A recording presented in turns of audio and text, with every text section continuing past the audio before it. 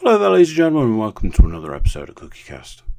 Today on CookieCast, it's the Darkest Timeline. So, not a lot to talk about this week, which is weird when the podcast then ended up being nearly an hour. Who could have seen that coming? I don't know. Maybe everybody. Some climbing stuff. Yeah, I know. It's the thing at the moment. Bear with me. And stress and how that affects things. TV, movies, computer games, all of that's here. So, if you're here for the entertainment stuff, you're in luck. Before we get started, please consider like, share, subscribe and comment. Leave a review where you can leave a review. And obviously the big one, the big one there is share the podcast around. If you, if you know someone who likes podcasts, maybe they'll like this one. Right, let's get started. Here we go. This is CookieCast, the Darkest Timeline.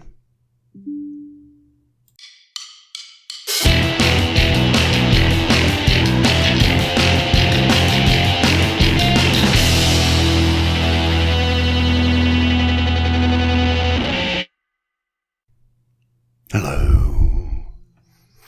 Tried to do my my spookiest of voices there. Not because it's Halloween, because it's certainly not October. But, there's a new Ghostbusters trailer, so the entire world's going to lose its freaking mind.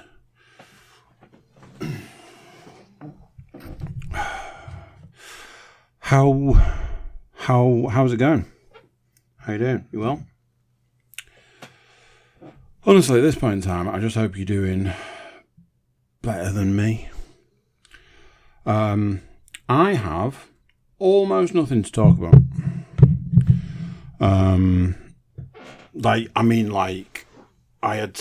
had to crowbar something in earlier today because I looked at my list. I was like, that is nothing. On the flip side, although I've got very little to talk about from the week, I feel more of an entertainment-based podcast for you.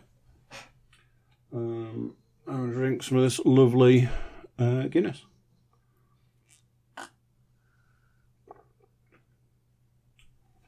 I am wondering at which point in time I just call it the climbing podcast. Because that's all I've really got to talk about today. So I've had some sort of strange breakthrough, which I feel is very much a contrast to where I was literally 2 weeks ago, where I was like, I'm giving up climbing. So I've found I want to say a niche area. So I found that I actually enjoy climbing overhanging stuff. So stuff where essentially you have to hang upside down to a degree. I get enjoyment from that. And I think I've said already, there is this aspect of, I have to admit, I imagine that not many people are going to be picturing me doing that or being able to do that. So, yeah, I'm not going to lie. There's probably a big part of it is maybe that.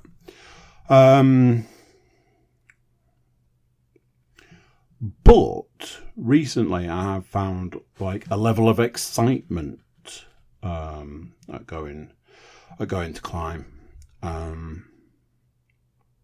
So yeah, it's cool, I get there and it's like, oh, I'm going to try this. No, I'm going to try that. No, I'm going to hang upside down from this thing. And, I'm going to try and get round the corner on that. And I tried some new stuff.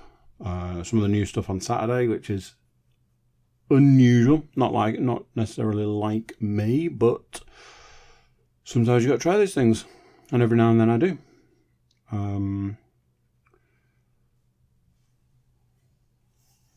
Something's reflecting light. Every time I move my head, something's reflecting light. which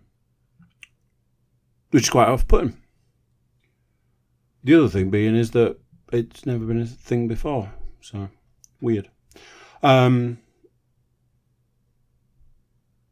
I know why. I have caused that because I've moved something on the mantelpiece. There we go. A bit of interior design for you.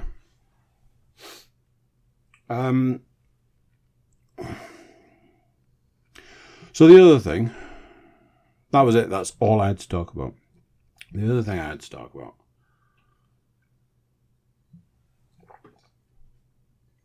I'm super, mega, uber stressed out at the moment.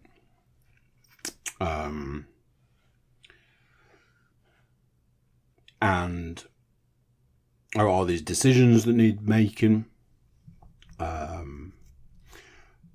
It's one of those, like, you're trying to narrow down, like, the best possible thing to do for everybody involved. And I'm trying to narrow those things down. But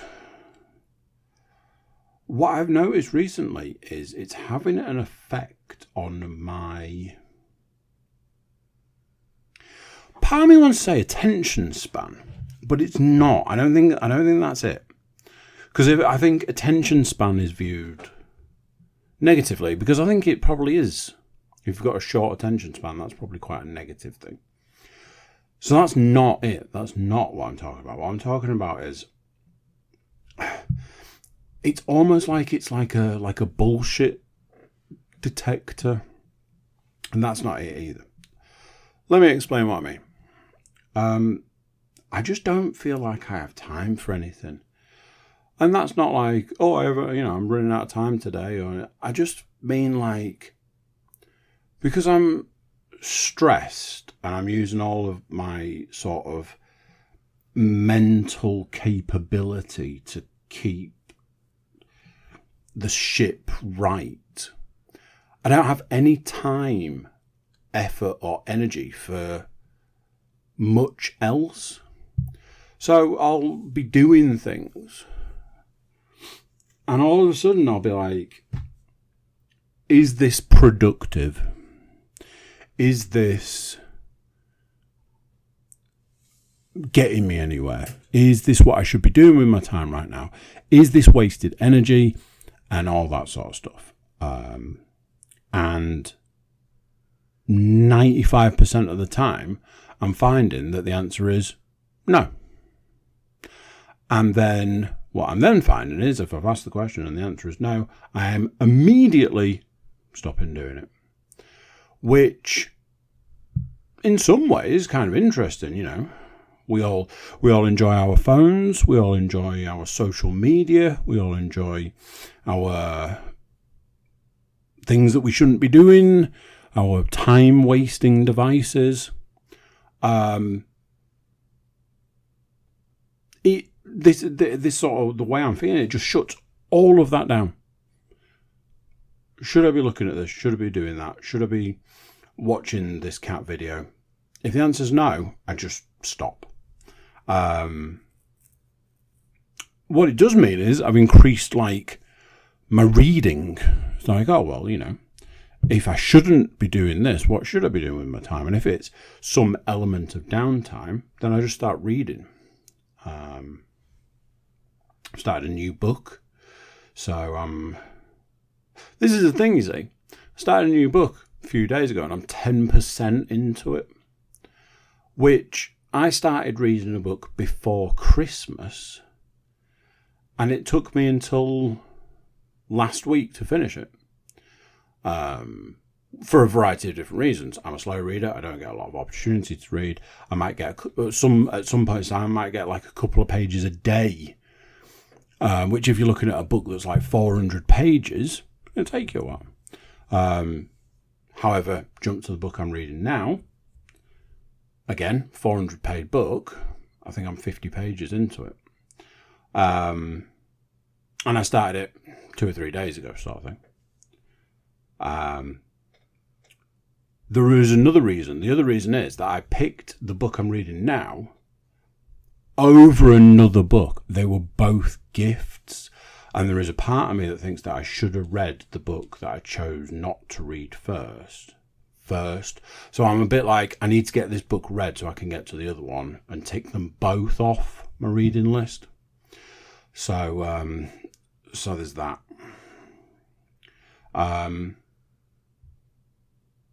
But yes, I'm very stressed out at the moment.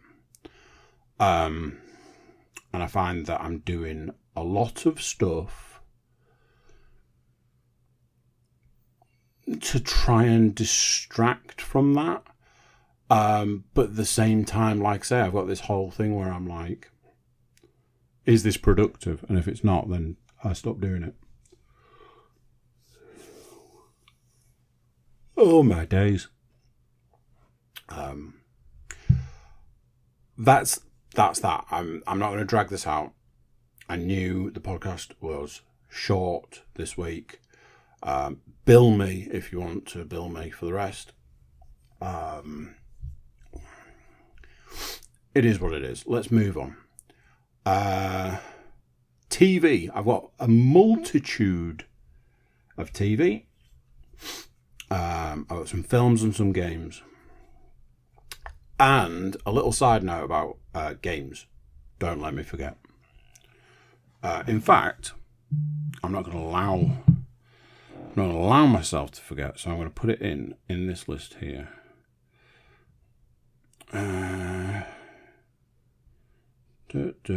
Right, there. Just making a little adjustment to the list. Some of the stuff might not be for everybody, but then again, some of the stuff I talk about on a weekly basis might not be for everyone. But then why would you be here listening? Anyway, it doesn't matter. I've watched episodes 1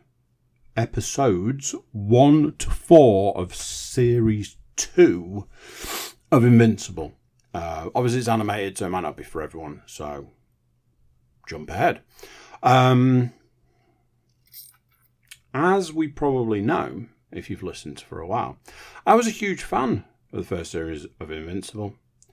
I have seen it end to end, back to back, the whole way through. I'm going to say 4 times at least. Now, it's one of those things. We know that we've implemented a new rule recently, which is if Jason Mantzoukas is involved, it's fantastic straight off the bat. Why do I bring this up? Because Jason Mantzoukas does a voice in Invincible, so it's already 10% better. And by 10%, I mean 110%. I watched the first series and I absolutely, I thought it was fantastic. I thought it was very good, very enjoyable. I was aware of the comic originally, but that was probably about it. I was just like, this is cool, this is great, this is great. I am very much aware. 2 things. 1, there's been massive uproar about the length of time it's taken to do the second series. And they tried to placate people with these like, oh, here's an hour-long episode about this character while you wait for the new series. So they've had a lot of issues. They did this sort of like long trailer with the main character and Seth Rogen's character having a conversation. But ultimately, it took a while to get the second series out. Number 2, I hate episodic things. I hate ongoing series and every incarnation you can imagine of that.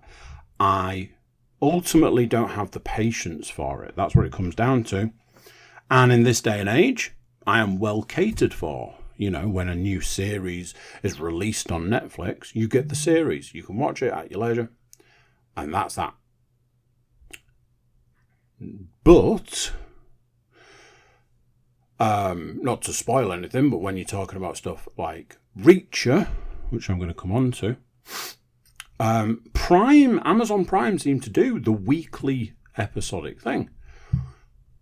I, more often than not, find myself leaving something for a few weeks and then starting it, so that I know I've got a better chance of not having to wait week in, week out. I think the one that I watched almost weekly was The Old Man, and potentially before that, I watched The Mandalorian weekly. Only the first 2 series. I couldn't be bothered with it after that. So, I don't do well with episodic things, and I don't do good with series.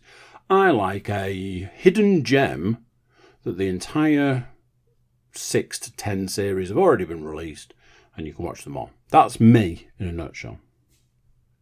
And a lot of the stuff I've watched as series have very much been like that.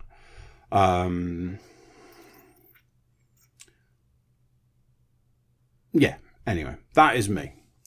So, when I've watched a series that's been great, but then I have to wait a long time, I then go, I don't care anymore. Because it's the only way I can deal with it. I have to say, I don't care anymore. Unfortunately, what that means from a long-running perspective is I don't care anymore. So, Series 2 came along, and like I say, we had these couple of episodes, and I watched those episodes, the in-betweeny things, and I was like, yeah, it's fine, but it's not what we want. Series 2 came along, and I went, cool, I'll get around to watching that at some point. And there was, I think there was like 3 episodes released at the start, and then weekly episodes. And then I think there's a break, and then I think they're going to release the other half of the series. So, that was that. And then I found that I didn't watch it. I through time or whatever, I just didn't watch it. I just didn't put it on. And that was kind of that. And I reached a point where I kept saying, oh yeah, I've got Invincible Series 2 to watch. I've got it to watch. So I was like, right, I think I need to make a concerted effort to make that my my TV watching. And that's what I did. So I've watched the first 4 episodes. Now then, how do I feel about the first 4 episodes of the new series? Not great. It feels very much like a series that was rushed. It feels very much like a series where they probably had multiple teams working on it, and those multiple teams had like, your job is to work on this character and their story. Your job is to work on these 2 characters and their story. Your job is to work on this character and this storyline. And those teams set about doing that, and they did their bit. And basically, the overarching production of this series, cartoon, however you want to put it, then taped those bits together, stuck those bits together. So what you then end up with is there's a point in one of the episodes, this is partial spoilers, I'm not sure if that matters to anybody. You end up with a point in an episode where it's like, oh, these 2 people are doing this. While that's going on, let's check in with another character. And that character basically then gets their own like mini episode inside an episode. And they're not the main character or one of the main characters. They are very much a sub-level character. And you're there going, why? Why are we doing this? And you get this very interesting story, and Optimus Prime turned up. Not the robot, the voice actor. And it was all like, this is fine, this is cool, this is groovy. Not really why we're here, though. This is what we turned up for. Something that is strange to me is the episodes are the best part of an hour. And I don't want to be that guy. I don't want to be the guy that's like, that's too long. But it's animated. And to me, animation's sweet spot is 25 minutes. And because they're not 25-minute, half-hour episodes, you end up in this situation where you're watching it and you're like, tell you something, this episode's been going on a while. How long's left? Oh, wow, it's not even halfway through. That's interesting. It's that. It's not a lack of enjoyment. It's not like, oh, I'm bored. It's not like I'm not having a fun time watching this episode. It's, wow, it's just long. So I watched 3 and probably 3/4 episodes, and I was like, I don't feel this is delivering quite what the first series delivered. I don't think this is maybe what they probably wanted to deliver. This feels very much like, oh, all the fans are crying out for the new series and they're banging on the front door. What can we give them right now to placate them? I would far rather you took a little bit longer and gave a better product than just rush something out. Cough, cough, Ubisoft. Cough, cough, Bethesda. Cough, cough, most game companies. So, now why, you ask? Did I say I watched 3 3/4 episodes and was like, is this really why we're here?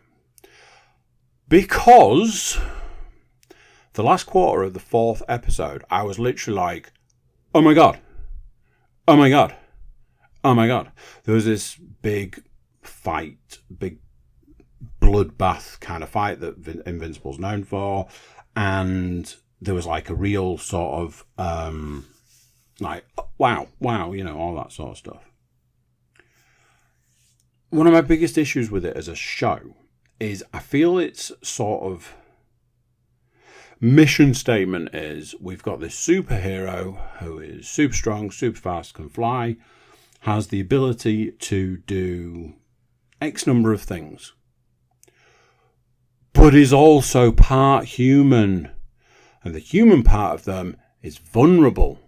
And someone heard the word vulnerable and went, oh, so they get beaten up all the time. Because as a superhero, the main character has all these abilities. Fly, strong, fast, blah, blah, blah, blah, blah. Doesn't seem to be a great superhero because it just basically spends his entire time getting his ass kicked. Strapping for a deep cut here, but he is essentially the John Jones of this universe.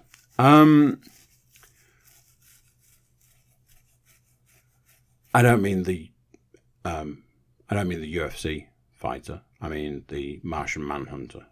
Sorry, I just realised that was real confusing if you didn't know. The end of the 4th episode made me want to watch more. The end of the 4th episode made me go, ooh, that's interesting. And the end of the 4th episode, I was like, yes, finally. It's only taken 3 episodes to get here. The chopping and the changing, and this character's doing this, and that character's doing that, and the other character's doing the other, and, oh, Mark Hamill's in it. We've got to get him in somewhere. And, oh, surprise, surprise, Clancy Brown's turned up, because if Clancy Brown isn't doing a voice in something animated, really, what is he doing with his days? And it's kind of a bit like that. Obviously now I'm like, cool, hopefully we've righted the ship. I don't think that's how that's supposed to be said. I will see. I'm more excited to watch more of it. Let's say that. As I mentioned, I watched another episode of Series 2 of Reacher.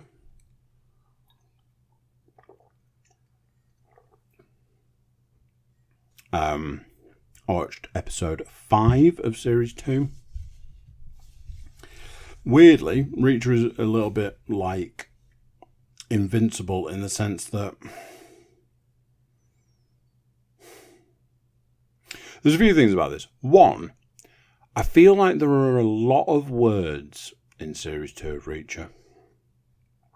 And I only understand 1% of what's being said. However, that 1% is the story. Because at no point am I not understanding what's going on. And it's so confusing. It's a bit like, oh, here's the story, and now we're going to put 200 words on top of it for every second. It's so weird. These characters just talk and talk and talk and talk and talk and talk and talk at each other, with each other, from each other. Non-stop talking, but only like I say, 1% of what they're saying is story-based, and that's the only bit we really need. It's got a very distinct season 2 feel to it. I honestly think that the second series of any what has the possibility of being a long-running TV series is the worst. It's the worst one.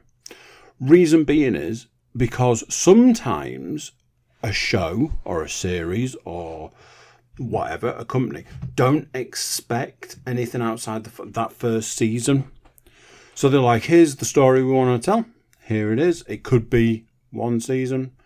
And then the people who are buying it are like, could you do more? Like, well, let's see how it goes. And then it does well. So they're like, we want more. And that group of people who made that show went, crap. Because they just wanted to get that show sold, and then it becomes wildly successful, and then now we need to do a second series. And the second series is always the one that suffers. Because series 3 onwards, you found your feet. You know where you're aiming for, and you know what you're going for, and you're away, steady away. But series 2 is so higgledy-piggledy. So, Reacher Series 2, Episode 5, another one, it was fine. One thing I will say is this, round Christmas, I'd seen this video, I don't know if I've already mentioned this, saw a video where somebody was talking about Reacher and saying the premise of Reacher is that he's just really big. And I can't get away from it, because that is the entire premise of the entire thing. Reacher is, he's just a big guy, and every single thing plays off it. Everything. I can't stress enough how it's everything. Everything. And after a while, it gets a bit like, phew. Yeah, we get it. He's big. So there. That's TV. That's the TV bit covered. Movie-wise, 2 movies, both of them new. Can you believe it? Anna started a film today that's also new. The first one is a film called Changeland. Now then, Changeland is a film that falls into a particular category for me. That category is, I saw a trailer for it a while ago and I went, that looks good. Obviously not good enough to go to the cinema to see it, and not good enough to pay money for it, on streaming or whatever. Good enough to watch for free on a streaming service. And that was the end of that until recently, when it popped up again as a film. It was like, there's that film, and I was like, I'll do a search, because I might buy it. I might rent it. It sounds really good. It looks really good. And it looks like an enjoyable film. And when I looked it up, it was available on Prime for free. So I was like, boom, add it to the watch list. There we go. Next time I was on the treadmill and needed something to watch, I put it on. So Changeland is written, directed and starring Seth Green. There is another guy in it. I kind of meant to look him up. In fact, I know it's not podcast PC, but really quickly, IMDb change Changeland 2019, full cast and crew. Brecon Mayor. It's one of them. The name always, that name rings a bell, doesn't it? Should we just? Can you hear my dog snoring? It's hilarious. Can we just go into here? It's my dog's birthday today. Brecon Mayor. What is the thing? Yeah, he was in a lot of those late 90s, early 2000 teen comedy, Road Trip, Clueless, Rat Race.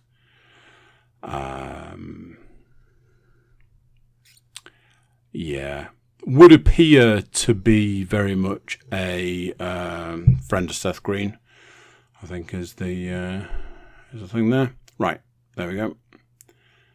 Get rid of that.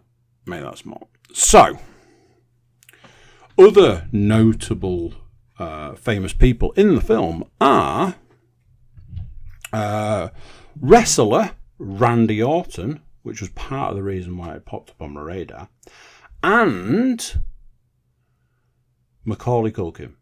Yes, that Macaulay Culkin.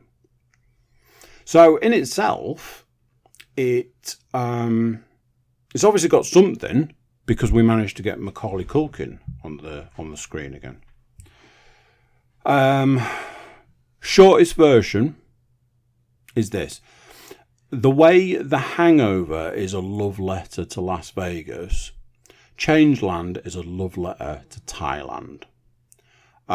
Some of the most beautiful shots, some of the way it's shot, some of the scenery, some of the things that they've managed to put in the film, and it's very much it feels like somebody went to Thailand, went, my God, this place is amazing and the world needs to know that, and then decided to make a film to be able to show the beauty of this place. No real spoilers here, but the story is a guy realizes that his wife is cheating on him. He has booked for them to go on a romantic vacation for their anniversary, and instead of taking his wife who is cheating on him, he arranges for his friend, alleged best friend, to go with him instead. They go off. He relays his story about the fact his wife's cheating on him. And it goes from there. They go off, they have this great time in Thailand. Eventually they bump into Macaulay Culkin. And a little bit later they bump into Randall Keith Orton. That's basically it.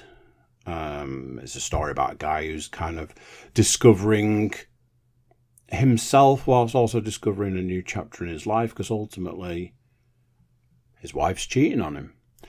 I will say this, almost immediately I was like, I've worked out the twist. I know the twist. I can tell you the twist right now. I don't need to watch the rest of this film to find out what the twist is, because I know the twist. 90 minutes later I went, oh, there was no twist. So that was strange from the perspective of spending 90 minutes, 3 separate treadmill sessions, expecting a twist, knowing a twist. I've already worked out, I don't need you to tell me, to then get to the end and there was nothing. And I went, oh, now that just seems weird.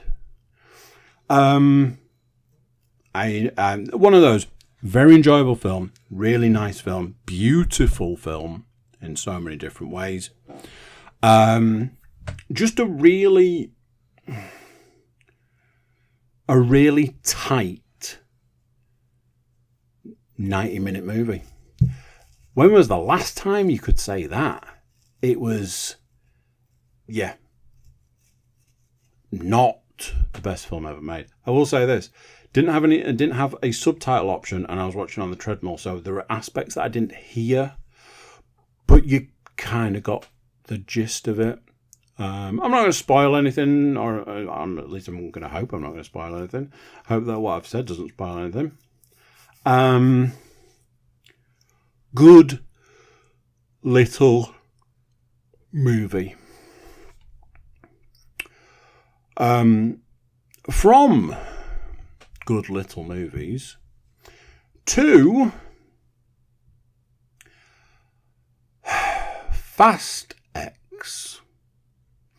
Fast X is the movie version of what I think they've done with the second season of Invincible.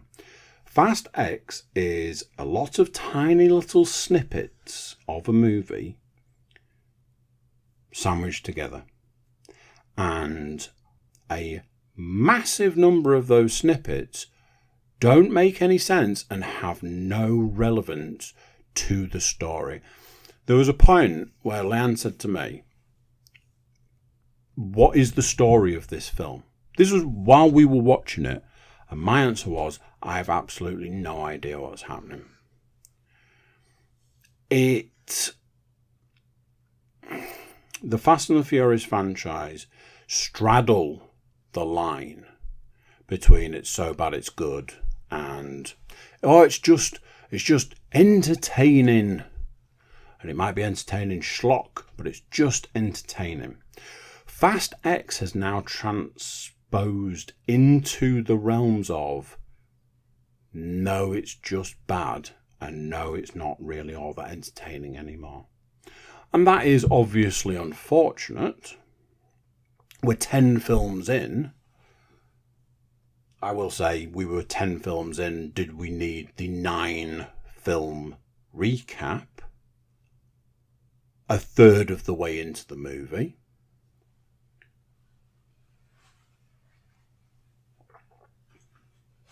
There's a thing. I want to do a spoiler.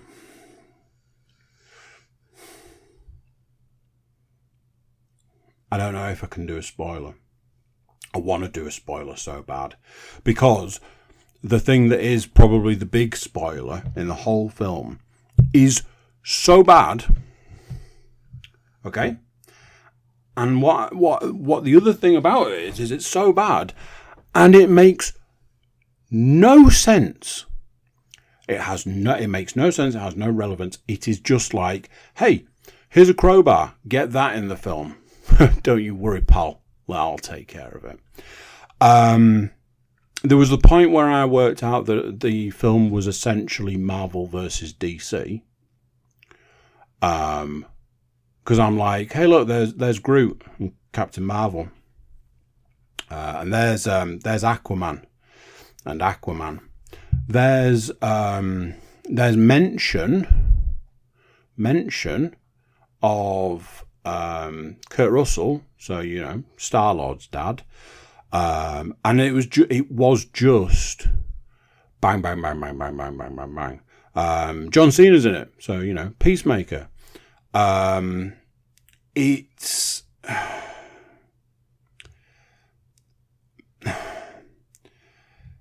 yeah, like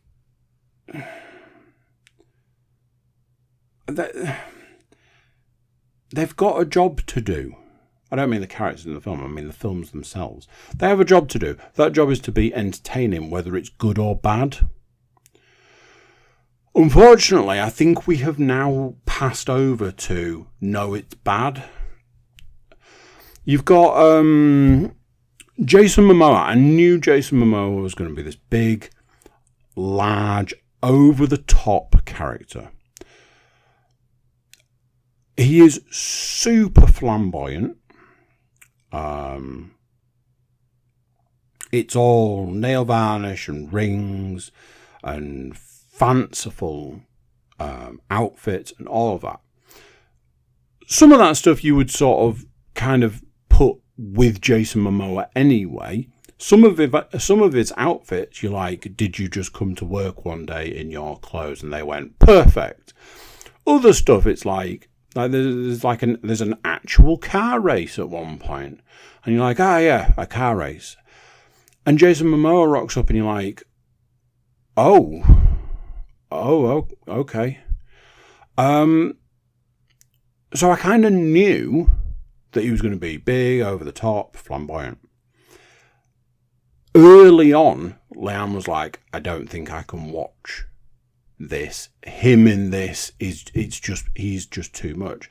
And I was like, yeah, I was kind of prepared for this. I knew this was coming. Even towards the back end was like, yeah, I find it just a bit too much. It's just too over the top. Something else, and I didn't want to spoil it for Leanne, but I knew something. Because obviously there was a point in time where Fast X was going to be the last one. And then they announced that, oh no, it's not the last one. It's the first of a 3-parter. And I believed that even though they had agreed that they were going to do, not in fact 10 films, going to do 12 films, I believed that they would just do a standalone movie and then move on and do another one and then do another one, and those 3 would connect.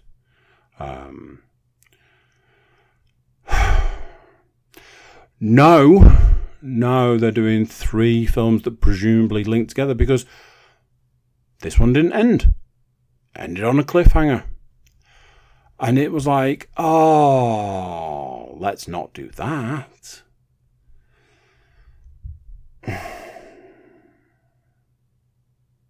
Just disappointing, I'm afraid. And that's kind of that, really.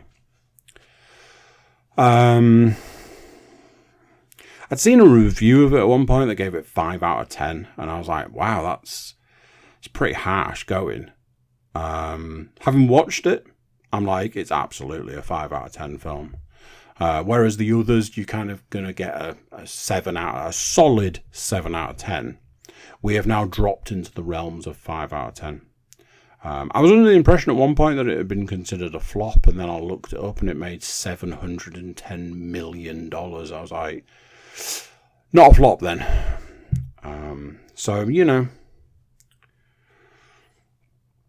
Before I get into the games that I've been playing, me and my youngest daughter ended up playing some computer games yesterday.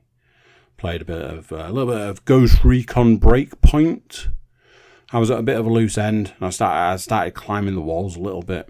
I like a plan for a weekend. I like this is what's happening, and this is where we're going, and this is what we're doing. And I'd managed to plan all of that and do all that up till about 2-3 o'clock on Sunday.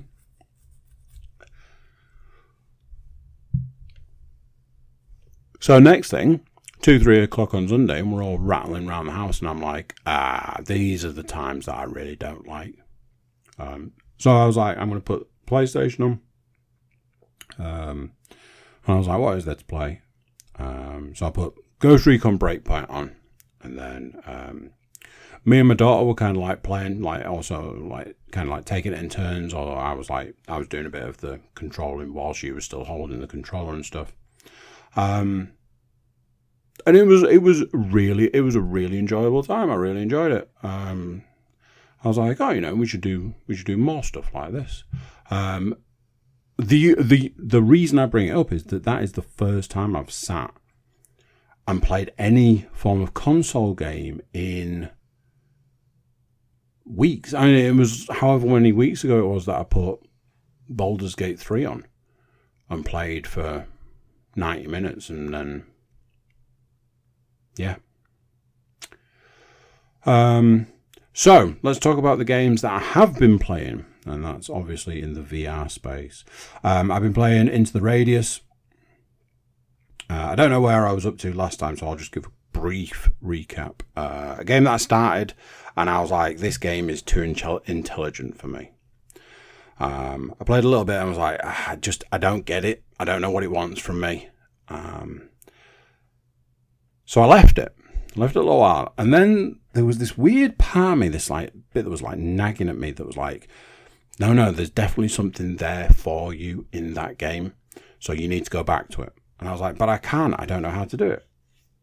I've got a fantastic idea. I'm going to look up a little bit of a walkthrough kind of video to just get me through the beginning, just get me into it. Once I get my teeth in, then I'll be all right. And that's exactly what I did. I found a series of videos on YouTube. I watched the first couple. I got a real feel for the game, and then I went back to it. Now, if I've told you that already, I'm sorry. I'm just trying to bring us up to date. So, got my teeth into it. I've managed to unlock the first 3 security levels, and with each security level, you unlock like different tiers of like weaponry and ammo and equipment and stuff. So, and I think there's only, part of me wants to say 5, part of me wants to say 6 levels of security. So if I'm on 3, I'm halfway through. I've been splashing a bit of cash around. So I've bought a couple of new guns. I treated myself at one point. I was like, it's expensive, but I think it's going to be a game changer. And I bought an actual, like a pump action shotgun rather than having the 2-barreled. I had 2 lots of 2-barreled shotguns, which obviously once you fired it twice, it's going to take you longer to reload than to fire again. And when you've got something coming straight at you, it's time lost is muffin lost. So I really wanted the pump action shotgun. I had the money for it, so I was like, do you know what, I'm going to roll the dice and I'm going to get it, which I did. Then I paid for an upgrade so that I could store more ammo in it, and that was a game changer. The other weapon I really wanted was the Beretta M9, one of my favourite guns, going all the way back to like A Better Tomorrow and stuff like that, John Woo films. So again, had the money, decided to do upgrade my weapon to the Beretta, got a silencer, got a sight for it, got a red dot, but couldn't work out how to turn the red dot on, had to Google it in the end, something that I'll do the next time I play. Everything's been going real well.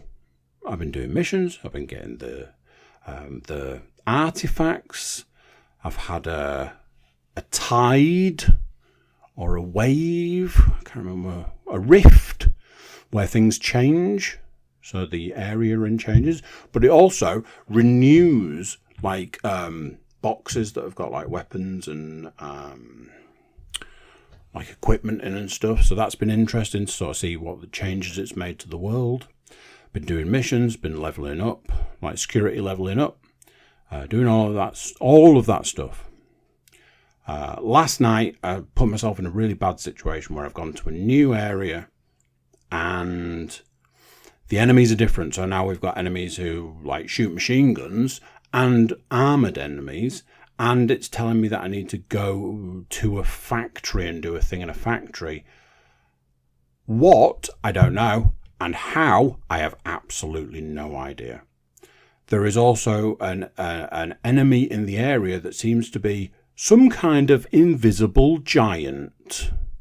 Last night I got stomped to death.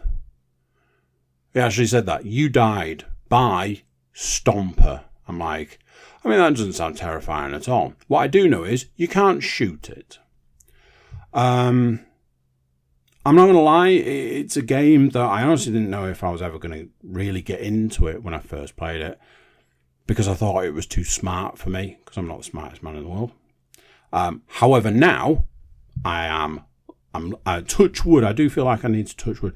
I am very much enjoying it. It's one of those games that I want to talk to people about. I keep going up to people and being like, I'm playing this game at the moment. It's called Into the Radius.